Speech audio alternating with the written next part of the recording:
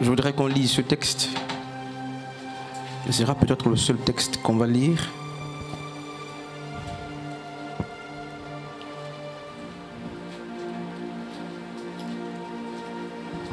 Marc chapitre 11,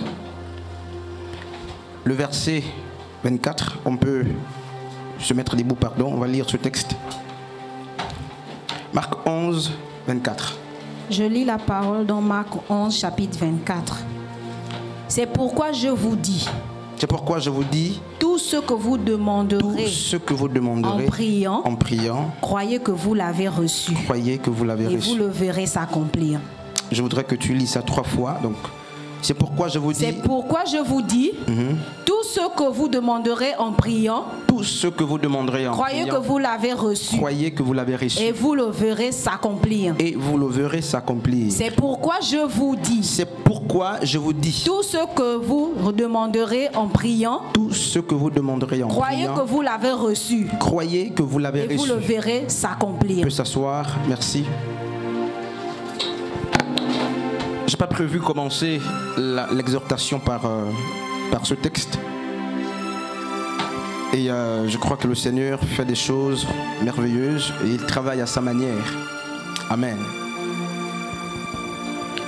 C'est un des textes les plus connus lorsqu'on enseigne aussi la foi.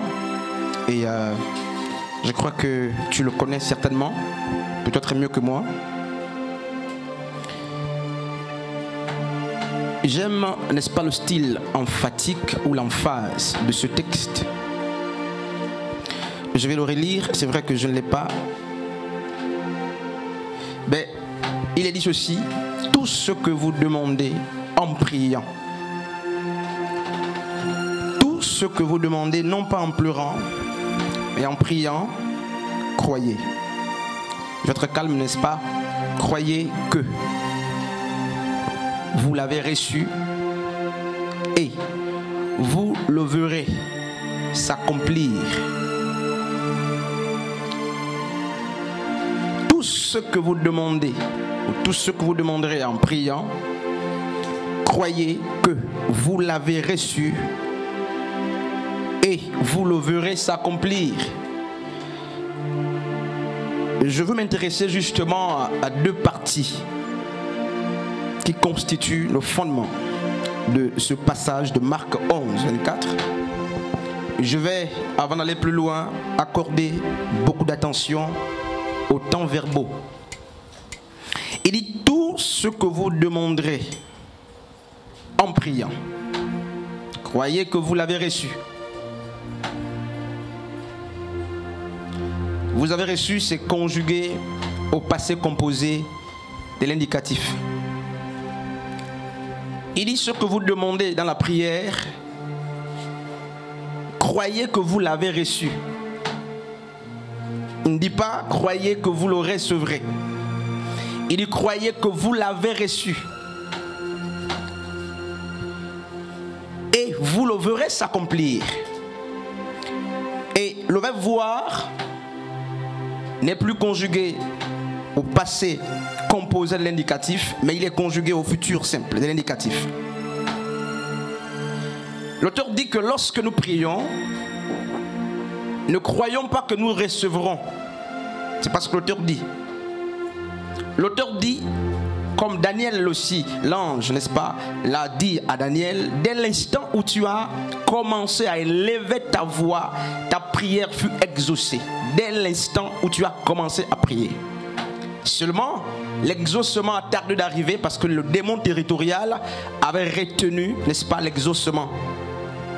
Et Yeshua, n'est-ce pas, a enseigné la foi. Et un jour, il va dire à ses disciples, hommes de peu de foi, c'est le même maître qui disait, si vous avez une petite foi comme un grain de sénévé, vous direz à cette montagne, ôte-toi d'ici, jette-toi dans la mer, elle exécutera. Mais il va accuser, plutôt il va reprendre, n'est-ce pas, ses disciples. Il va leur dire, homme de peu de foi. Lorsqu'on dit homme de peu de foi, c'est que vous n'avez plus une foi. Votre foi n'est plus peu, elle vacille.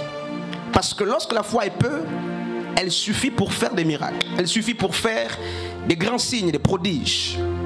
Mais comment comprendre que Jésus, et Yoshua ben Elohim, va reprocher va parler aux disciples en leur disant: hommes de peu de foi. C'est que leur petite foi, qui était capable de faire des miracles, était assiégée par un ennemi, le doute. Et l'auteur dit: quand vous priez, vous recevez au moment où vous priez. C'est ce qui est écrit ici. Quand vous priez, croyez que vous avez reçu ce que vous avez demandé. Et vous le verrez s'accomplir. Donc la réception ou l'exaucement n'a absolument rien à voir avec l'accomplissement de l'exaucement. On reçoit dès l'instant où on prie. Mais l'accomplissement de l'exaucement doit attendre un temps. Même si c'est 1 heure après, c'est un temps. Et je lisais ce texte justement, je l'ai beaucoup négligé parce que j'ai l'habitude de le lire. Et Dieu m'a dit, c'est ce qui se passe. Très souvent, nous nous arrêtons soit à prier, après on va au-delà de la prière, nous croyons que nous avons reçu, mais très peu de personnes patientent ou persévèrent pour amener ce qu'ils ont reçu à s'accomplir. Notre foi ne doit pas être exercée pour qu'on reçoive. Parce que dès l'instant où nous prions, nous recevons. Mais la foi doit désormais s'exercer lorsque nous avons reçu.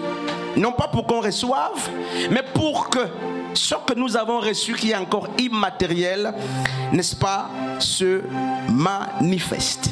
Amen. Je ne parle pas de la foi. Dans la semaine, je parlais avec une soeur, je lui disais que... C'est une exhortation de quelques minutes. Je lui disais que lorsque Dieu crée Adam, lorsqu'il a créé Adam, Adam était un homme fini, presque fini. L'œuvre de Dieu était presque finie. Mais Dieu se rend compte justement que l'homme qu'il a créé était immobile. Que les anciens soient attentifs, on va travailler, on va beaucoup lire. Il a créé un homme qui ne bougeait pas. Il a créé un homme qui était inanimé. Et l'histoire, donc Genèse nous fait comprendre que pour animer l'homme, Dieu va, n'est-ce pas, insuffler dans ses narines le souffle de vie.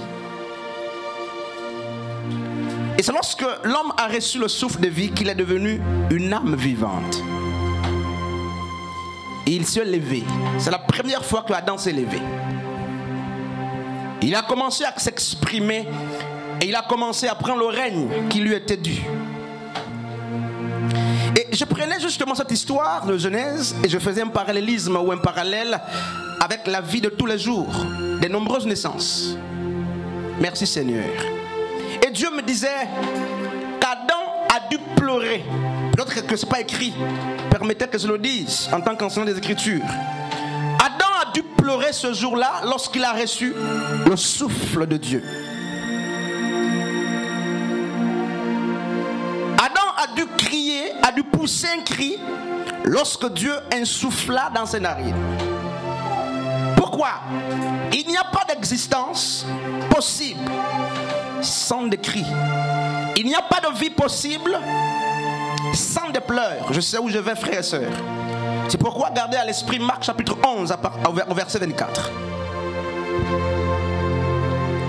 Il n'y a pas de réussite sans des cris. Si vous avez réussi dans votre vie sans crier, peut-être que vous êtes simplement héritier, ou c'est un bâton magique. Ma Bible m'apprend que tout commence le soir.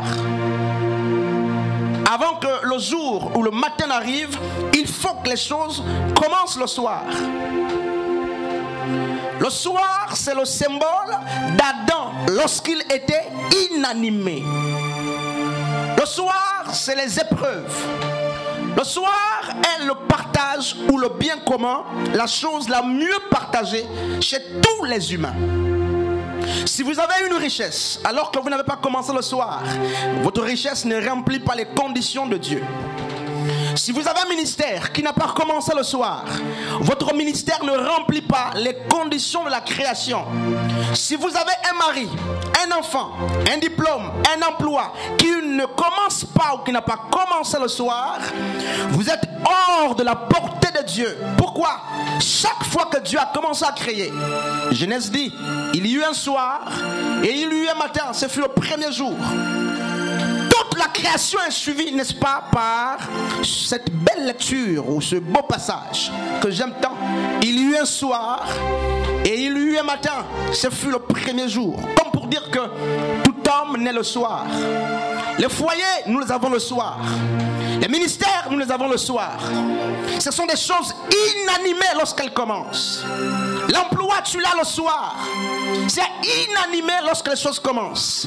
Il va falloir que Dieu s'invite et qu'il vienne insuffler dans ton projet pour que ton projet devienne un projet animé, un projet vivant. On n'a pas que besoin d'âmes vivantes, on a aussi besoin des ministères vivants, on a aussi besoin des onctions vivantes, on a aussi besoin des emplois vivants, des foyers vivants. Mais il va falloir que Dieu vienne insuffler. Il va falloir que Dieu vienne te faire crier tel un enfant qui naît à la naissance. C'est une exhortation, frères et sœurs, termine bientôt.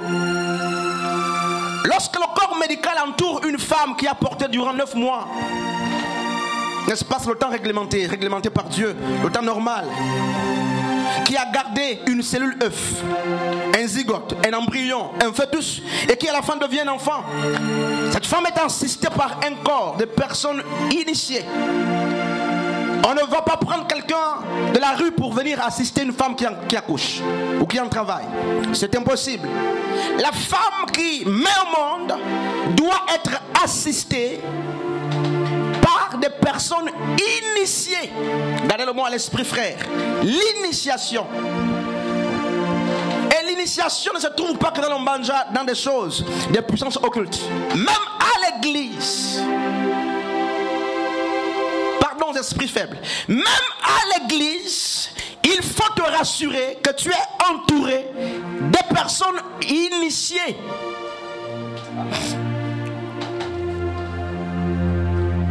Dans tes projets, il faut te rassurer que tu es entouré des personnes initiées. Ce sont elles qui sont capables, n'est-ce pas, de t'aider à sortir le projet que tu as longtemps gardé. Et le corps médical assiste la femme qui est en travail. Lorsque la femme donne naissance, les mères savent ce qui se passe. Et pour aussi ceux qui se documentent. Ce qu'on attend lorsque l'enfant naît, c'est que la femme est acclamée. La mère qui enfante est acclamée. Mais très vite, les acclamations doivent cesser. Pourquoi, frères et sœurs? On attend les pleurs de l'enfant ou les cris de l'enfant. Merci Seigneur. La maman qui a porté 9 mois enfante, on acclame et très vite, on attend autre chose. Pas le sourire nécessairement, mais on sait tous que la naissance de l'enfant est marquée par les cris ou par les pleurs. C'est ce que le corps médical attend. C'est ce que la mère attend. C'est ce que le père de l'enfant attend plutôt. Et lorsque les parents n'ont pas encore vu ou n'ont pas encore écouté leur projet pleurer, il n'y a aucune paix. Comment comprendre ce mystère, frères et sœurs? Les pleurs qui sont acclamés. Si l'enfant ne pleure pas naturellement, il va falloir que ceux qui l'entourent le poussent à pleurer. Alléluia. Frères et sœurs, si tu n'as pas pleuré naturellement à ta naissance, le Seigneur t'entoure des personnes qui te feront pleurer. Pourquoi? Les pleurs, les vraies vies sont précédées par des cris ou des pleurs. Et scientifiquement, il est dit, c'est la première fois que l'enfant reçoit dans ses poumons qui étaient compressés l'air. Et l'air en question vient dilater, ouvrir, donner vie, n'est-ce pas, au poumon de l'enfant. Et c'est ainsi que l'enfant, n'est-ce pas, devient initié dans un autre monde. La vie commence par des cris. La vie commence par des pleurs. La vie commence, frères et sœurs. Si lorsque tu es né, tu n'étais pas assez brave pour affronter, n'est-ce pas, le monde des esprits, le monde naturel, pour affronter toi-même les difficultés. Le corps médical va t'aider, le corps médical qui est informé qu'il te faut au préalable des pleurs ou un cri avant de continuer seul ton chemin, il va t'aider à pleurer. Pourquoi, frères et sœurs? Parce que comme Adam jusque-là, malgré le fait que les yeux soient ouverts, malgré le fait justement que tu bouges, malgré le fait que tu aies beaucoup de cheveux, jusque-là, tu es un enfant, un mauvais enfant. Suivez l'enseignement, frères et sœurs. Et je vais mettre un point d'abord là, et je nous pose une question. Qui de nous a pleuré dès la naissance? Qui de nous a crié dès la naissance? On ne naît pas comme ça sans pleurer. Si tu es né sans pleurer, il faut retourner. Amen. Il faut demander que Dieu nous aide, frères et sœurs. Si tu es né sans pleurer, est-ce que tu es mauvais enfant? Et sur le plan naturel, si l'enfant ne pleure pas, dans les minutes qui suivent, on sait qu'il va partir. Il va s'éteindre. Les projets qui durent, ce sont des projets qui ont été précédés par les pleurs, par les cris. Les mariages qui durent, ce sont des mariages qui ont été précédés par les pleurs ou par des cris. Et c'est ainsi justement que l'enfant va affronter le monde. Grâce aux initiés qui connaissent les formules pour, n'est-ce pas, embrasser le monde des vivants. Et Adam a respecté le même procédé. Je lisais l'histoire de 1 Roi chapitre 18. Et on nous raconte, n'est-ce pas, le récit du prophète Élie. Et, n'est-ce pas, celui d'Akab. Akab qui était fils d'Omri, justement. Et à la mort de son père, il va régner. Nous sommes dans le contexte justement du schisme en Israël. Après Salomon, le royaume de Dieu est complètement divisé. Et il y a plusieurs rois qui se succèdent, qui se suivent. Mais la Bible dit justement du roi Akab qu'il était le plus mauvais de tous les rois. Non seulement il a suivi la voie de Jéroboam, mais en plus de ça, il a introduit officiellement en Israël le culte du dieu Baal et du dieu Astarté. En épousant, n'est-ce pas, une femme syrophénicienne, sidonienne, Jézabel. Et en épousant justement cette femme, Akab était en train de sceller, de donner l'effectivité justement à l'alliance d'Omri avec le père de Jézabel, Ethbaal. Et il a dit justement que Ethbaal, qui était le roi de Sidon, enfante justement cette princesse Jézabel qui va modifier son cours. Elle qui était maudite va rentrer en Israël. Elle va non seulement épouser un serviteur de Dieu qu'elle va détourner par le culte de faux dieux, mais au-delà de ça, elle va amener la construction des temples, des mauvais temples. Et l'abomination, n'est-ce pas, va commencer à être ingurgitée par le peuple. Le peuple va tomber dans le péché, chaos. Le peuple, les anciens, les prêtres, tout le monde, les rois sont pervertis. Ils se suivaient. Chaque roi sur le plan religieux n'était plus fidèle. Et il a dit justement qu'Akab était le plus mauvais de tous ces rois. Et alors qu'Israël était dans le noir,